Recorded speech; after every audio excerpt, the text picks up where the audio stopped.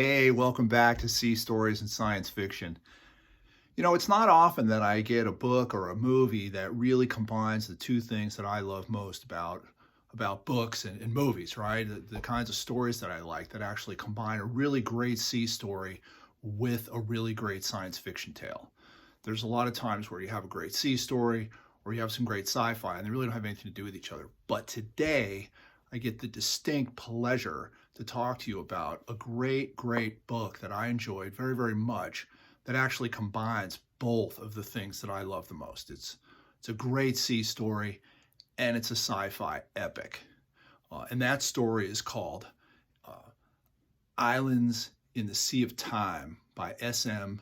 Stirling. As you know, I don't like to give away spoilers. So I just kind of describe a little bit about the story and then I tell you some enticing things that I think are really interesting about the story that don't give away the plot. Now, I'll be honest with you, historical sci-fi is not something that I've really enjoyed much.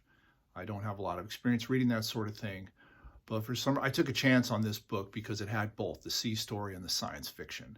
And the really cool thing about this story, and you'll read this if you just read the book jacket.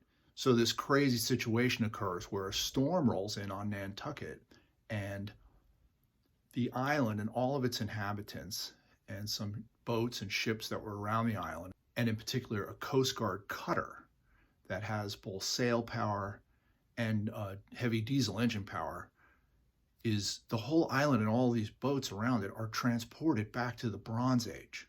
But they don't know it, right? Everybody on the island just thinks that the phone lines are down and the Coast Guard cutter pulls into port.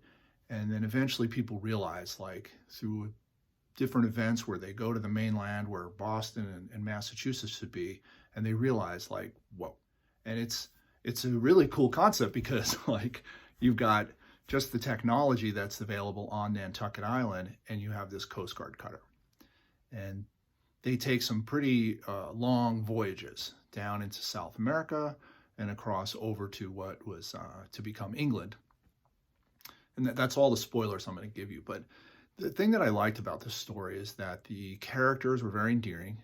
The main character, she's the captain of the Coast Guard cutter.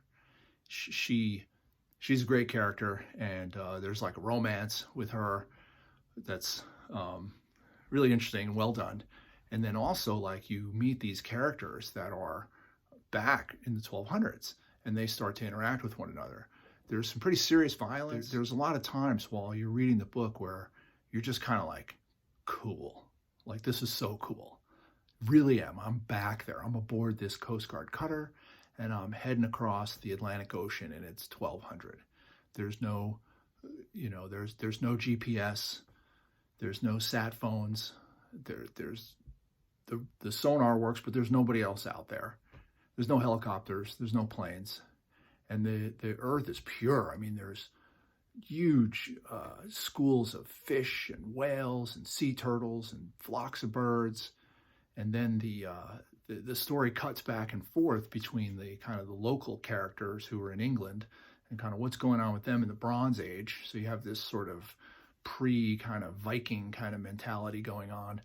And then you also have the characters from Nantucket who are being thrown back in time, and some of them are meeting the Native Americans on shore in what was, then prior, which was, the Connecticut and Massachusetts area.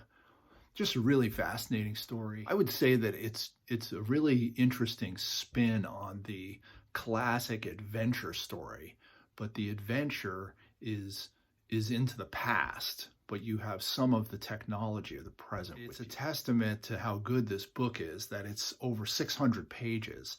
And I was just like staying up late multiple nights in a row, just blasting through the story. So I recommend it. I think you'll enjoy it if you take the time to check out S.M. Stirling's Islands in the Sea of Time. And as always, if you're watching on YouTube, Instagram, Twitter, Facebook, or wherever, I'd appreciate if you hit the like and the share button, and make some comments, subscribe and follow me. And I really enjoy interacting with all of you, my friends here on the social networks. I would also ask if you're hitting the treadmill or out for a long drive, check out my podcast. I think you'll really enjoy the Sea Stories and Science Fiction podcast, because it's just that, sea stories and science fiction.